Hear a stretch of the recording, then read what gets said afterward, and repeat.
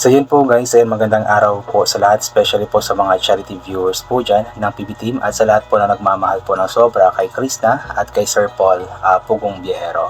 So in this video po is magbabasa po tayo ng mga comments kasi sobrang natutuwa lamang po ako sa mga magagandang comments nga po ng mga nagmamahal kay Krishna. Although may mga nambabash, kaso konti lamang po sila.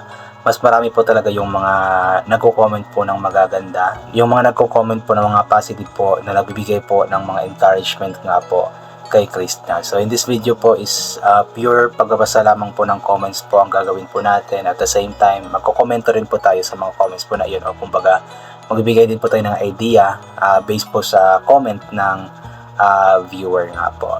So ito po, simulan po natin mula kay Zoraida Red. Ayan, Chris, anak, huwag padaig sa mga basher, lagi mag-upload. Yan ang mga mag-aangat sa buhay ninyo. Huwag intindihin, mga basher, dito lang kami, so susuportahan ka namin. Yun nga po, yun naman po ginagawa ni Chris na kumbaga parang wala siyang pakialam sa mga basher, sabi nga daw po niya. Kasi hindi naman daw po nila alam yung mga mga katotohanan po talaga. So si Chris na po is palaban po si Chris na kahit napakaraming bashers, talagang tuloy-tuloy lang po siya at mas pinoprovoke pa nga po niya yung mga bashers and may mga comment, may mga po siya, may mga post po siya na about sa mga bashers, may patama sa mga bashers ba. So ibig sabihin is palaban po siya, talagang hindi po siya nagpapatinag nga po sa mga bashers. And regarding sa pag-upload po palagi, nasabi na po ni Chris na po yan na since nasa lola nga po siya or nagsistay po siya ngayon sa kanyang lola, so napakahina daw po ng signal po doon.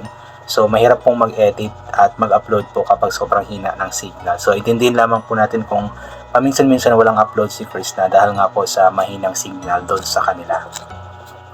Ernie Topo, sana todo suporta po tayo mga kababayan sa totoong hangarin ni Sister Krishna na makapagbigay aliw sa mga kababayan natin na nagsisikap tungkol sa adhikaing maitaguyod ang buo niyang pamilya.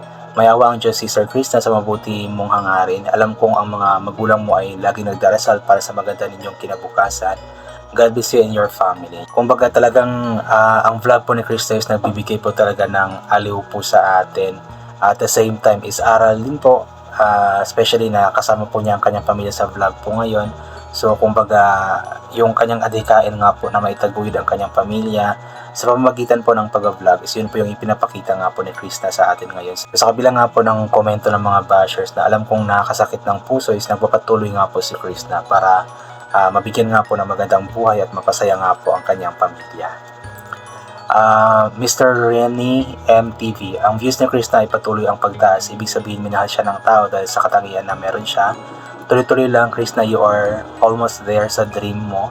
Sipagan mo pa, gawin mong stepping stone ang lahat ng pagsubok sa iyong buhay. Remember, walang pagsubok na di malalampasan at lahat na yan ay for small moment lang and for your own self-growth. Yan, tama po yun, yung wala namang pong pagsubok na ibinibigay ang Diyos sa atin ang hindi po natin kayang lagpasan. So lahat po ng pagsubok is talagang ibinigay po sa atin kasi alam ng Panginoon na kaya po natin itong lunasan or lagpasan. At matapang na tao si Krishna, matapang at madiskarte, kaya alam po na lahat ng pagsubok na dumadating po sa kanya is kaya po niyang harapin or labanan nga po. At ang mga pagsubok po na ito, tama po si Sir, magpapagrow po kay Krishna, magpapabago po ng buhay po niya kasi mas magiging palaban po siya sa bawat hamon ng buhay dahil nga po sa bawat pagsubok na ibinibigay ng Panginoon sa kanya. Len Albano, ayan, grabe, overwhelming ang support at comments sa vlog ni Krishna. Ipapatuloy mo ang ginagawa mo, madami kami nakasupport sa iyo, God bless you always. Yun nga po, overwhelming po talaga, napakarami po na nagmamahal kay Krishna. Siguro kung i-ratio po natin, nasa mga 99% po yung nagmamahal kay Krishna based sa comments, then 1% po yung mga nambabash po sa kanya, which is napaka-konti lamang po nila kumpara po sa mga nagmamahal po talaga kay Krishna. Raymart Daligasaw, diyan ka namin minahal sa support mo sa mga kapatid mo at sa mga magulang mo. Iba ka sa lahat ng mga anak, sobrang swerte ng mga magulang mo kasi wala kang ibang hiniling, masaya lang pamilyang mo at maibigay mo lahat sa kanila. I'm so proud of you, Krishna, patuloy mo lang yan, mabait kang tagumpay. Okay, totoo po yun, talagang iba si Krishna although hindi naman masasabi natin na yung iba is na hindi katulad ni Krishna, pero mostly kasi sa mga kabataan po ngayon ay mga, especially sa edad ni Krishna, is mga po talaga kumbaga mabarkada pa, walang ibang iniisip kundi yung kasiyahan po nila kahit na nasasaktan na po nila ang kanilang pamilya. Pero iba po si Chris na talagang although nag-enjoy po siya sa mga ginagawa po niya, at the same time is andun po sa kanyang isip at puso po yung pagtulong po talaga sa kanyang pamilya. So ginagawa po niya ang lahat ng mga ito para sa kanyang pamilya. Kaya talagang kakaiba po siya. Talagang sobra po yung family oriented, sobrang mapagmahal po sa kanyang pamilya. Vanji Guerrero, patuloy lang Day Chris na makamit mo rin yung pangarap mo na makabahay, at tuloy lang ibinigay din ni Lord ang mga pangarap mo sa buhay. Ingat ka lagi. God bless. And alam ko yun, makakamit ni Chris na yun, basta magsikap lamang po siya. Since ngayon is malaki nga po yung chance na kikita po siya ng malaki sa pag-vlog. So ituloy-tuloy lamang po niya ang pag-vlog. Nang sa ganun is kung ano man po yung pangarap niya, especially yung lupa, pabahay sa kanyang pamilya, is matutupad nga po. Si Batad, sa kategoryeng mong yan, di malayong may mararating ka kasi masipag ka, matyaga at may Diyos sa buhay.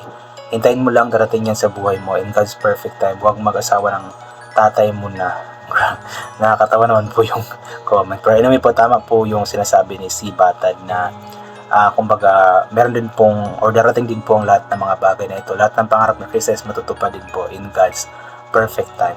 Liv Leo, ayan, may ipaalam lang ako sa inyo from concerned vlogger na palaging updated sa status ng Chris at ni PB. Advice niya na kung gusto mong panoorin ulit ang isang bago mo lang pinanood na video na upload ni Chris i-interval mo pa ng 24 hours bago mo pa mapanood ulit ang video dahil hindi daw ito counted sa views at sa mga ads according to the YouTube rules. Kung gusto niyo daw na manood pa ulitin na lang ang iba pang mga videos upload ni Chris note kayo sa vlog ni Jonald for further explanation. Thanks.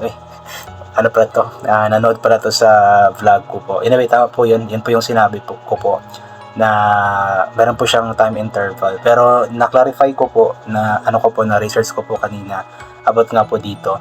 So yung views po pala, even though for example tapos mo nang panoorin ang video ni Chris then pinanood mo ulit, counted pa rin po siya basta matapos mo lamang po yung 30 seconds. So ma-count po siya as another 1 view. Pero mas maganda po yung yung meron siyang time interval na 30 to 1 hour po for views po, para hindi siya ma-detect as looping or parang sinasadya mo siya na magpa-views. But regarding po sa earnings or sa revenue is medyo strict po siya. Kumbaga kahit na ilang beses mong panoorin po ang isang video, same video pa ulit-ulit na panoorin sa isang araw tapos hindi ni-skip yung ads is po siya, mga nasa 1 to 3 panonood lamang po yung maka-count po yung ads. Yun po yung sabi ni YouTube.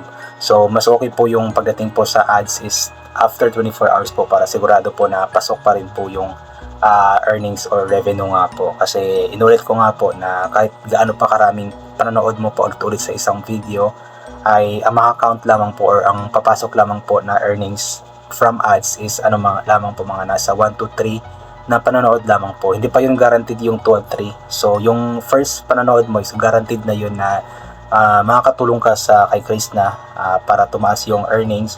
Pero yung second na panonood mo ulit, yung third na panonood mo ulit, so 50-50 pa po. Possible na papasok yung earnings, possible na hindi. Then yung fourth and so on and so forth is hindi na po siya papasok. Kasi nga po, nasa 1 to 3 lamang po yung 1 to 3 per ads per view lamang po yung yung binabayaran ni advertiser. Yun po yung na-research ko po kanina kasi gusto ko lang pong i-clarify din po ito. Ayan. So ito po. Pero po, inulit ko nga po, pagdating sa views po, pwede siyang ulit-ulitin sa isang araw maraming beses. So papasok pa rin po siya as views. Pero risky lamang po siya, especially kapag sunod-sunod yung panonood. Kasi baka ma-detect po siya as kumbaga looping or parang sinasadya po siya na panonood para sa views po. So mas okay po yung may interval din po, 30 to 1 minute. Or maybe mas maganda po yung 24 hours. Kung gusto yung makatulong talaga kay Chris so manood na lamang po ng ibang old videos, yung medyo matagal-tagal mo nang hindi napanood, para at least pasok pa rin po talaga yung views, especially yung earnings or yung revenue nga po. So ito po, Magdalena Tigamo. Hello ganda, okay yan, mag-upload ka lang palagi. Laking tulong yan sa family mo at mabili mo na ang lupa at magpagawa ng bahay. Kung anong parating mo buhay, stay humble lang at huwag kang malimot magdasal. At ngayong pasukan, mag-aral ka, sana huwag mong kalimutan si Sir Paul at buong PB team kasi nakasama mo sila. Hindi naman niya makakalimutan yun kasi malaki yun po yung naging ambag po sa buhay niya, si Sir Paul, ang PB team. So talagang pinagpahinga lamang po siya, pinagbakasyon po Pero alam ko naman na okay po sila. Yun naman ang sabi ni Sir Paul, di ba? Na okay sila at pinagpahinga lang si Krishna. So anyway po, hanggang dito na lamang po muna itong gagawin ko na pagbabasa po ng mga comments. So next video naman po, magbasa po ulit po tayo ng mga comments kung may time po tayo. So yun po, God bless po and bye for now po.